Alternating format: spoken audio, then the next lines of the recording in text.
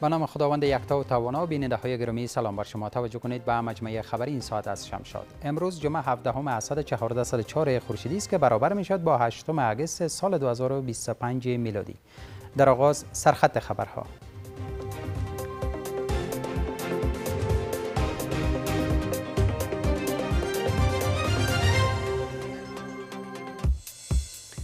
تلاش حکومت برای ساخت بند روی دریای کنر. وزارت آب و انرژی میگوید به هدف این کار با یک شرکت چینی صحبت شده است. اخراج مهاجرین قانونی افغان قبل از زمان تعیین شده. سازمان ملل میگوید پاکستان این مهاجرین را قبل از زمان تعیین شده اخراج کرده است. و تصویب طرح اشغال نظامی غزه از سوی کابینه امنیتی اسرائیل.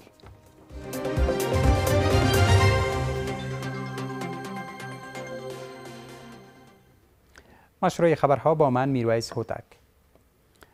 وزارت آب و انرژی به هدف ساخت بند روی دریای کنر با یک شرکت چینی صحبت کرده است. به گفته سرپرست این وزارت، امارت اسلامی برای ساخت بند روی این دریا اراده قوی دارد و به زودی کار آن را آغاز می کند. از سوی دیگر کارشناسان ایجاد بند بر دریای کنر را پروژه مهم و حیاتی می خوانند. و این سو آب دریای کنر بدون چارچوب منظم حقوقی به سوی پاکستان جریان دارد و این کشور از آن برای زراعت و تولید برق استفاده می کند. عبداللطیف منصور، سرپرست وزارت آب و انرژی، در مصاحبه با شمشاد گفته است که وزارت آب و انرژی امارت اسلامی برای ساخت بند روی این دریا اراده قوی دارد و سروی تکنیکی آن را تکمیل کرده است. منصور می گوید که این بند امکانات زیادی می خواهد و برای ساخت آن با یک شرکت چینی صحبت شده است. د افغانستان اسلامی امارت او موږ د اوبو انرژي وزارت موږ عقیده لرو، عزم لرو چې موږ به په خپل لغه کې کدل ته ان شاء الله په کونړ به بند جوړیږي، خو چونکې هغه ډیر زیات امکانات غواړي، هغه د اسلامي امارت فعلا په توان کې نشته. بیا موږ له یو چینایي شرکت سره ډیر مخ ته ولاړو، نو حتی دې جت سره ورسېدلو چې قرارداد هم امضا شي، نو هغه هم لا جواب هم نه در راکړی، خو داسې ډېر هغه هم نشته چې دوی د راشي دلته.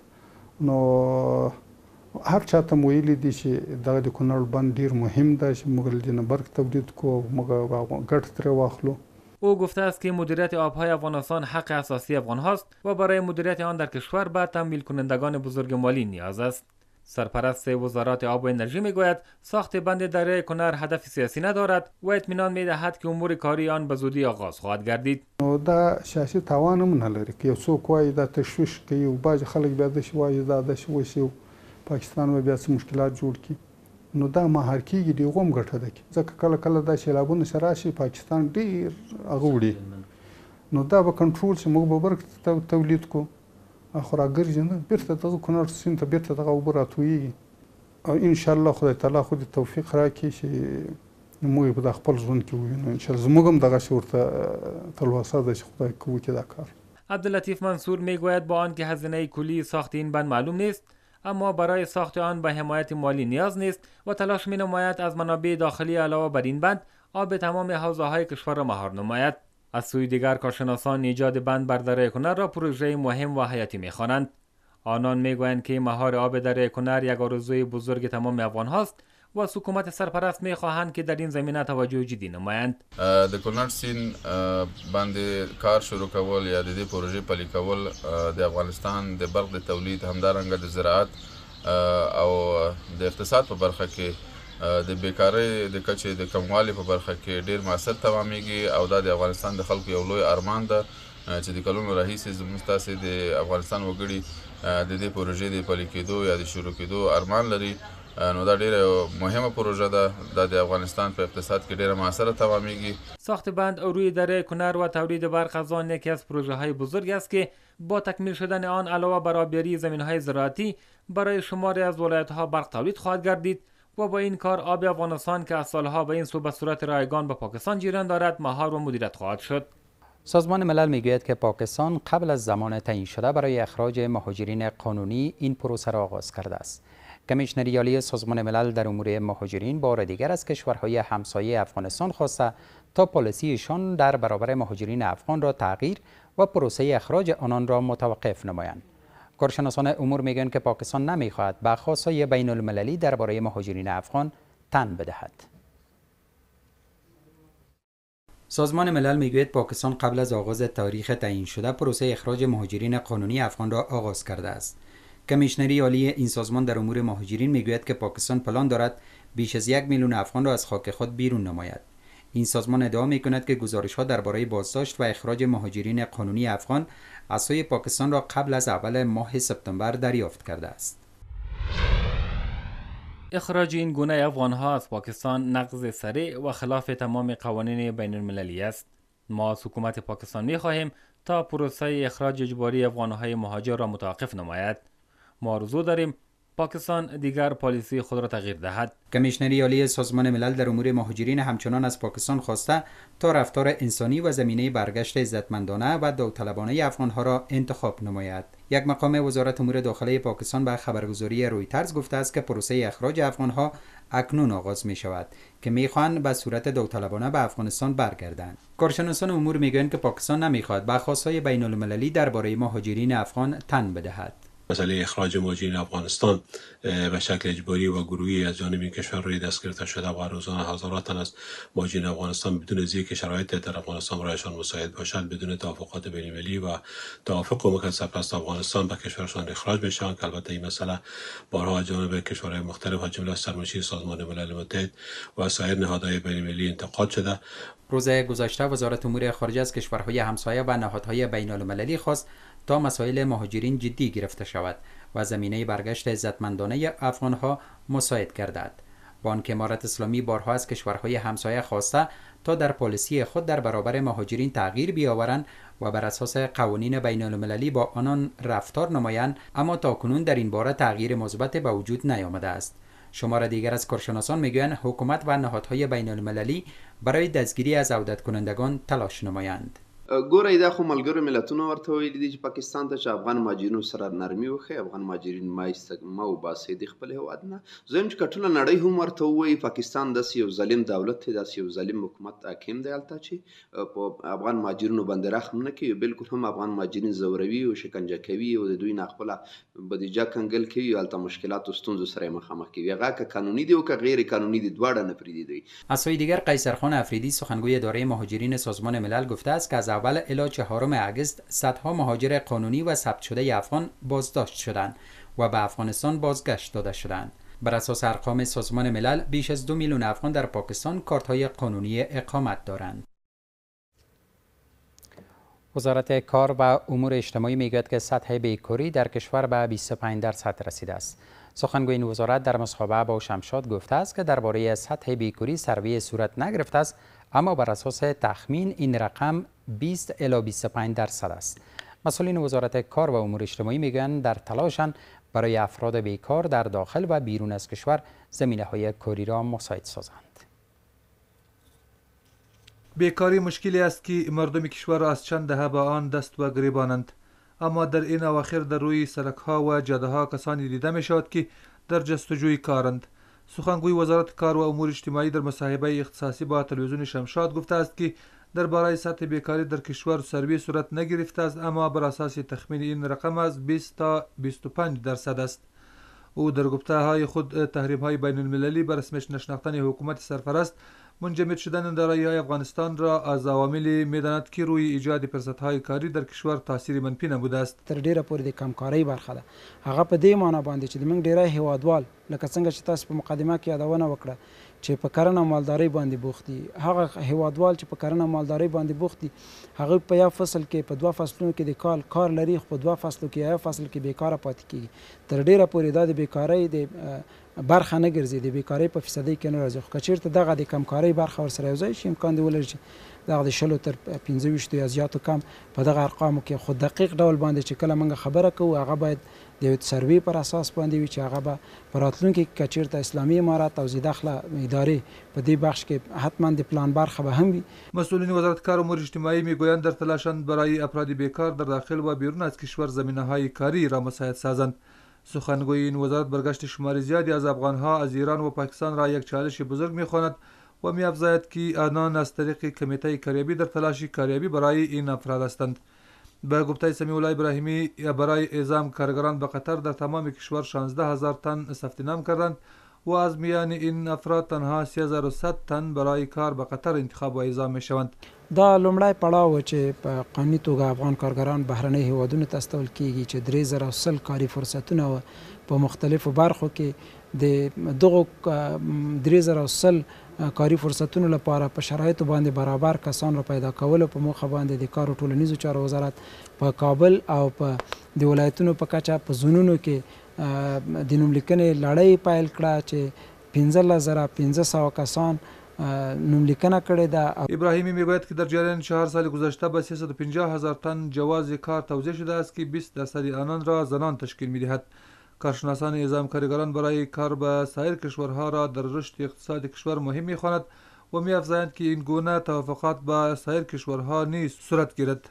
د کارګرو بهر تاستول د بیکاری کچه کموي، خو باید دا پروسه د مسلکی زده کړو او کوردننه فرصتونو برابرولو سره مل وي ترڅو دا مسئله په بنیادی توګه حل شي. این در حالی است که بر اساس ارقام بانک جهانی در سال 2021 سطح بیکاری 12% بود، اما با بیرون شدن نیروهای خارجی از کشور و توقیف کمک‌های خارجی فرصت‌های کاری محدود و سطح بیکاری در کشور افزایش یافته است. گزارش ها می رساند که با وضع محدودیت بر تعلیم توجه افغان‌ها به مدارس دینی بیشتر شده است. در این باره الجزیره گزارش را به نشر رسانده و افزوده که خلای تعلیمی در افغانستان اکنون توسط مدارس دینی پر می شود و خانواده ها مجبور شدند که فرزندانشان را به مدارس بفرستند. کارشناسان تعلیمات دینی و عصری را مهم می خوانند و برای پیشرفت کشور بر کاهش فاصله میان مکتب و مدرسه تاکید دارند.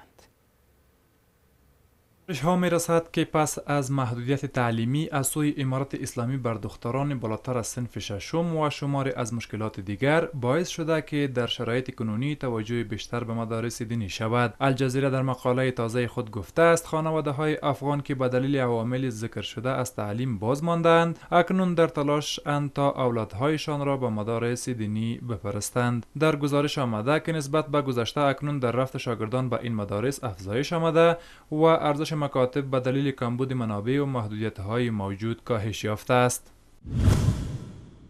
در افغانستان مکاتب موجودند، اما به دلیل کمبود منابع و محدودیت‌ها، کمبود استادان و جنگ‌های پیهم ارزش آن کم شده است که در نتیجه توجه خانواده‌ها را به مدارس جلب کرده که در آنها راهنمودهای منظم اسلامی تدریس می‌شود. رفتن به این مدارس به صورت قابل ملاحظه افزایش یافته است. در مقاله دختران قربانی اصلی محدودیت‌های تعلیمی و افراد متاثر یاد شدند که به گفته آن اکنون مجبور شده به مدارس بروند و خوب تکمیل شدن تعلیماتشان را آنجا پوره می‌کنند، در حالی که در این مکان‌ها نیز امکانات لازم درسی برایشان مساعد نیست. موانع تعلیمی برای دختران سخت تمام شده است. محدودیت‌های تعلیمات ثانوی تحت کنترل طالبان رفتن دختران به مدارس را افزایش داده است. یگانه راه تعلیمی برای دختران که در آنجا نیز فرصت‌ها با محدودیت مواجه‌اند. در جای دیگر این مقاله آمده است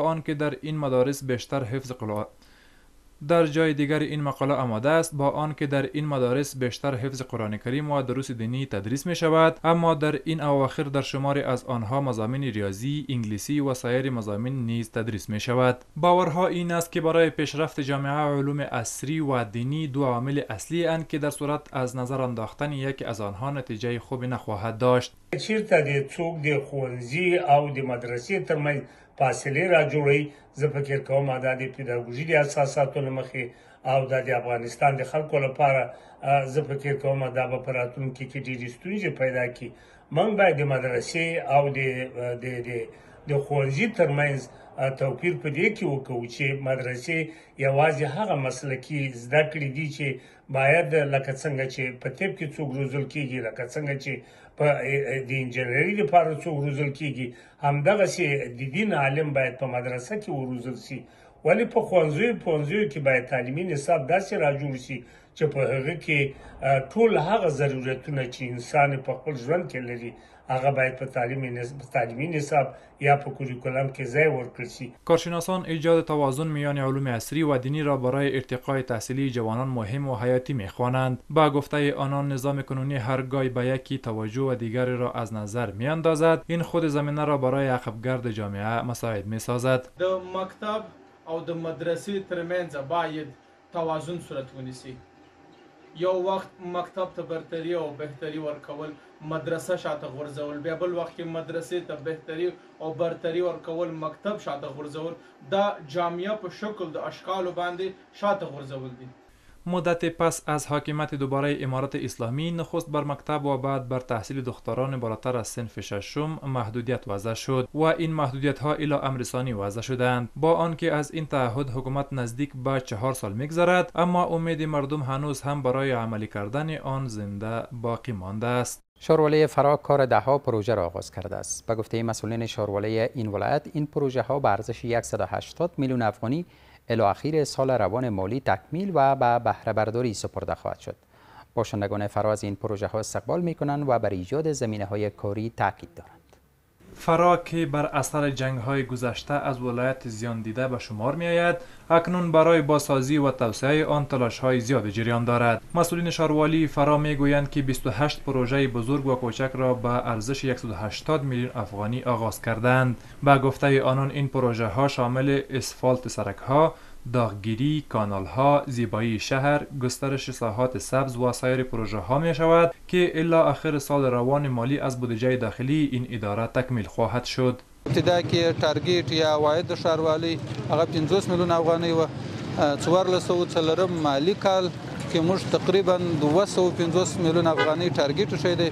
امید سته چې هغه تکمیل شي.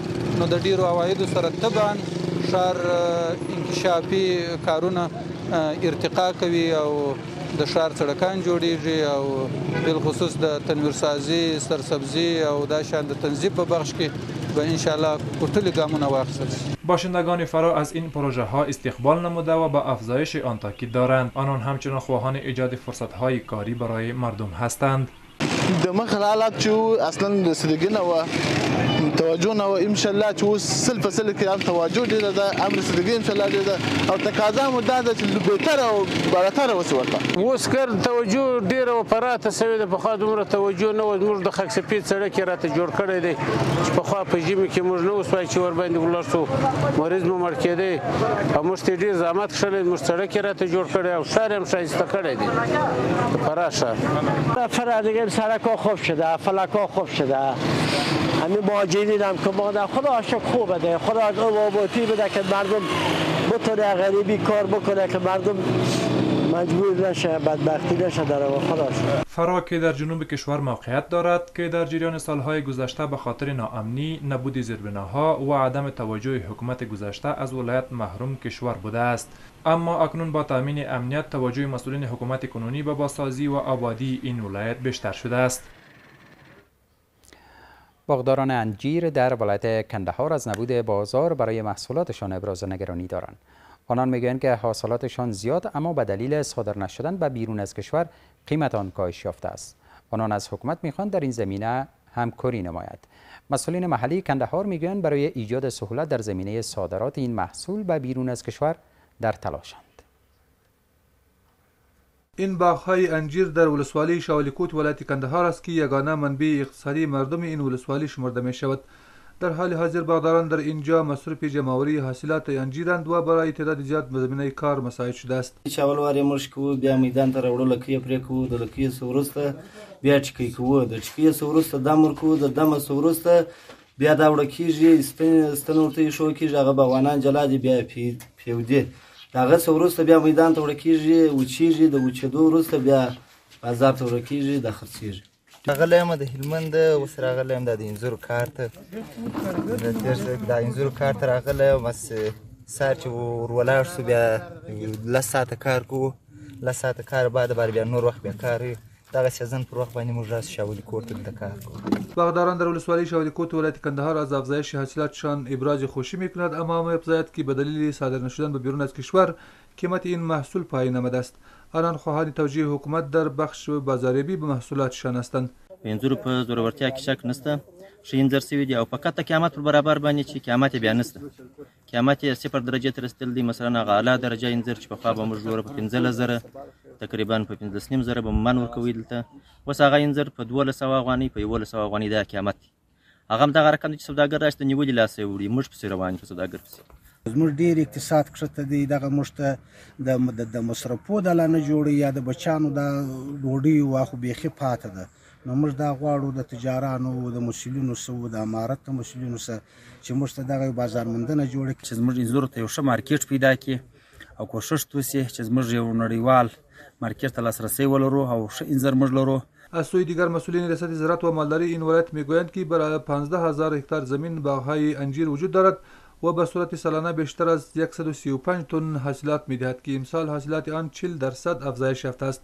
مسئولین میگویند تلاش دارند در صادرات آن به بیرون از کشور را سهولت ایجاد نمایند. سږ کال په کندهار کې تقریبا پر 15,000 هکتار ځمکه باندې د انځورو باغونه کرل شوي دي. دغه باغونو څخه په تقریبا 1,15,000 ټنه بالاخره حاصلات ترلاسه شي د اټکل د مخې. سږ کال د انځورو حاصلات الحمدلله ډېر ښه او تقریبا په حاصلات کې 40 سلنه زیاتوالی راغلی دی.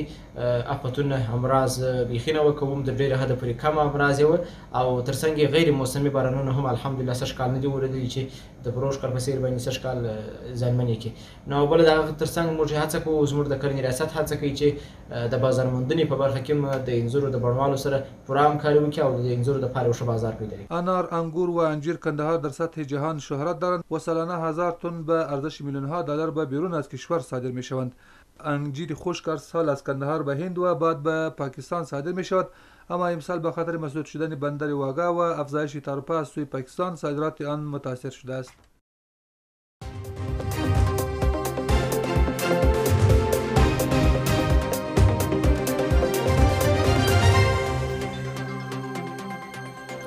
توجه کنید به چند خبر از جهان. کابینه امنیتی اسرائیل پلان اشغال نظامی شهر غزه را تصویب کرد. این پلان از سوی نخست وزیر اسرائیل پیشنهاد شده بود که هفته گذشته پس از نشست کابینه امنیتی اسرائیل اعلام شد. او روز پنجشنبه در حال درباره کنترل کامل غزه صحبت کرده بود که در حال حاضر بیش از نیمی از غزه در کنترل نیروهای اسرائیلی قرار دارد. نخست وزیر اسرائیل این خبر را تایید کرده و افزوده است که به ارسال کمک‌های بشری به مناطق غیر جنگی غزه اجازه می‌دهد. او در مصاحبه با فاکس نیوز هدف از اشغال غزه را تضمین امنیت اسرائیل و از بین بردن کامل جنبش اسلامی حماس خوانده است. امریکا جایزه بر سر نیکولاس مادورو رئیس جمهور ونزوئلا را 2 برابر افزایش داده است. سخنگوی این کشور اعلام کرده این جایزه که قبلا 25 میلیون دلار بود اکنون به 50 میلیون دلار افزایش یافته است. این اداره شماره تماس را نیز اعلام کرده و گفته که جایزه به کسان داده خواهد شد که سبب بازداشت رئیس جمهور ونزوئلا شوند. رئیس جمهور ونزوئلا که از مخالفین سرسخت امریکا شمرده می شود، با دست داشتن به قاچاق مواد مخدر به امریکا و تهدید امنیت امریکا متهم است. امریکا پیش از این 700 میلیون دلار دارایی نقدی و غیر نقدی وی را مسدود کرده است که 2 طیاره جت و سایر وسایط نقلیه نیز شامل آن می شود. رئیس جمهور امریکا برای دیدار دو جانبه با همتای روسیه خود ابراز آمادگی کرده است. دونالد ترامپ برای دیدار با همتای روسیه خود بدون حضور رئیس جمهور امریکا نیز ابراز آمادگی نموده است. پیش از این او گفته بود که وی دیدار خود با پوتین را مشروط به حضور رئیس جمهور اوکراین نموده است. این در حالی است که امریکا تا 8 اگست بر روسیه مهلت داده بود که یا با اوکراین آتش بس نماید و یا هم با تحریم‌های شدید مواجه می شود. سپاسگزارم از توجه و همراهیتان به خبرهای این ساعت. تا دیدار بعد، خدا نگهدار.